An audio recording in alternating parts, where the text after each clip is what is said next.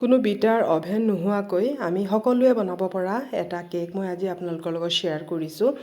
আৰু তাৰ কাৰণে মই প্ৰথমতে আইচক্ৰীমটো বনাই ল'ম আৰু মই প্ৰথমতে গাখীৰ দি লৈছোঁ মই এতিয়ালৈকে গেছটো জ্বলোৱা নাই আৰু তাৰপিছত মই ইয়াত দিছোঁ মিল্ক পাউডাৰ যিকোনো মিল্ক পাউডাৰ ব্যৱহাৰ কৰিব পাৰে প্ৰথমতে গেছটো জ্বলোৱাৰ আগতে ঠাণ্ডা গাখীৰতে মিল্ক পাউডাৰখিনি মই ভালকৈ মিক্স কৰাৰ পিছত যাতে লাম্পছ নাথাকে এই মিক্স কৰাৰ পিছত মই এতিয়া গেছত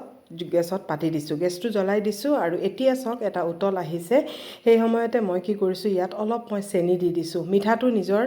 ইচ্ছা অনুসাৰে দিব পাৰে কিমান মিঠা খায় আৰু মই অলপ কম মিঠা দিছোঁ আৰু ইয়াত লৈছোঁ মই বাটি এটাত মই কৰ্ণফ্ল'ৰ লৈছোঁ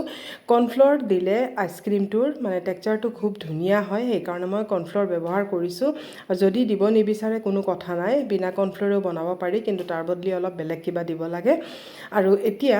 ইয়াত এইখিনি মই প্ৰথমতে ঠাণ্ডা গাখীৰত ভালকৈ গুলি ল'লোঁ আৰু এতিয়া অলপ অলপকৈ দি যাম আৰু লৰাই যাম নহ'লে কিন্তু গোটা বান্ধি যাব এই ধৰণে অলপ অলপকৈ দি যাব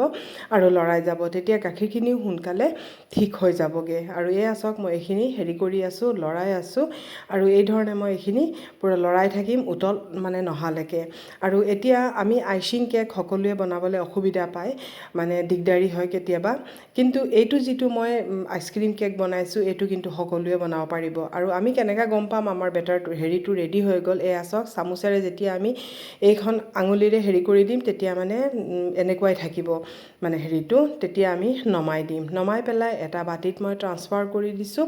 আৰু এতিয়া অলপ ঠাণ্ডা কৰাৰ পিছত মই এইটো ফ্ৰিজত থৈ দিম মানে অলপ ঠাণ্ডা হৈ যাব যেতিয়া পূৰা ঠাণ্ডা হৈ যাব তেতিয়া আৰু ডাঠ হৈ যাব চাওক কেনেকুৱা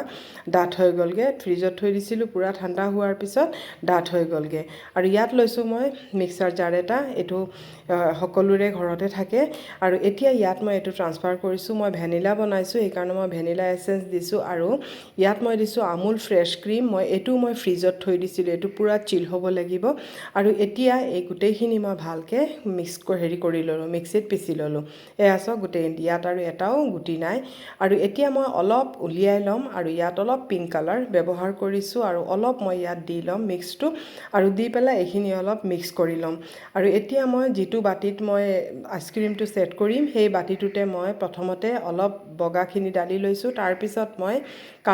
কালাৰ দি লোৱা এইখিনিও মই দি লৈছোঁ আৰু তাৰপিছত বগাখিনি আকৌ দি দিছোঁ ওপৰেৰে তেতিয়া মানে আইচক্ৰীমটো যেতিয়া মানে ছাৰ্ভ কৰা হয় খুবেই ধুনীয়া হয় সেইকাৰণে মই এই ধৰণে দিছোঁ আৰু এতিয়া মই ডিপ ফ্ৰিজত গোটেই ৰাতিৰ কাৰণে থৈ দিম এইটো মই ৰাতি 9টামান বজাত বনাইছোঁ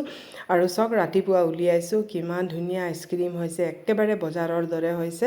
আমি এই ধৰণে বজাৰৰ পৰা কিনি খোৱাতকৈ ঘৰতে বনাই পেলাই খাব পাৰোঁ আৰু চাওক কৰিছোঁ কিমান ধুনীয়া হৈছে আৰু এতিয়া ভাবিলোঁ এটা কেকত কৰোঁ কেকটো মই বনাই থৈ দিছিলোঁ এইটো মই কণী নিদিয়াকৈ এগলেছ কেক আটাৰ কেক বনাইছোঁ আটা দি পেলাই বনাইছোঁ আৰু এইটো মোৰ চেনেলত আছেই মই কেনেকৈ বনাইছোঁ সেইকাৰণে এইটো ভিডিঅ'টো বেছি দীঘল হৈ যাব সেইকাৰণে মই দিয়া নাই আৰু এতিয়া মই দুফাল কৰি লৈছোঁ তাৰপিছত মই অলপ এনেকুৱা এক পিচ এই ধৰণে লৈ লৈছোঁ আৰু লৈ পেলাই মই কেকৰ আইচক্ৰীমখিনি এই ধৰণে মই ইয়াত মই প্ৰেছ কৰি আইচক্ৰীমখিনি ইয়াত মই লগাই যাম গোটেইখিনি সেইকাৰণে মই ক'লোঁ যে এইটো ইমান ইজি হয় কাৰণ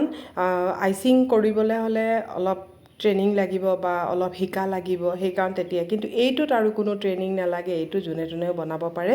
আৰু এতিয়া ওপৰতে এইখিনিও মই দি দিছোঁ আৰু কেকটো কিন্তু এটা কথা কেকটো মই আগত ফ্ৰিজত থৈ দিছিলোঁ কেকটো কিন্তু মোৰ ঠাণ্ডা কাৰণ নহ'লে আইচক্ৰীম দিয়াৰ লগে লগে গোটেইটো আইচক্ৰীমখিনি গলি যাবগৈ এতিয়া এইটো দি পেলাই আৰু এটা বাটিত মই কেকটো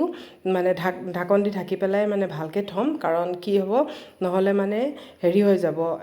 আইচ ক্ৰিষ্টেল হৈ যাবগৈ সেইকাৰণে এইটো অলপ ঢাকি পেলাই মই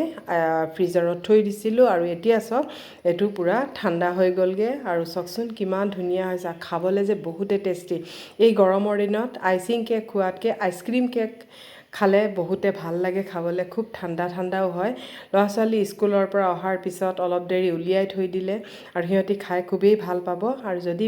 ভাল লাগিছে তেতিয়াহ'লে এটা লাইক কৰিব শ্বেয়াৰ কৰি দিব আপোনালোকে এবাৰ ট্ৰাই কৰি পেলাই চাব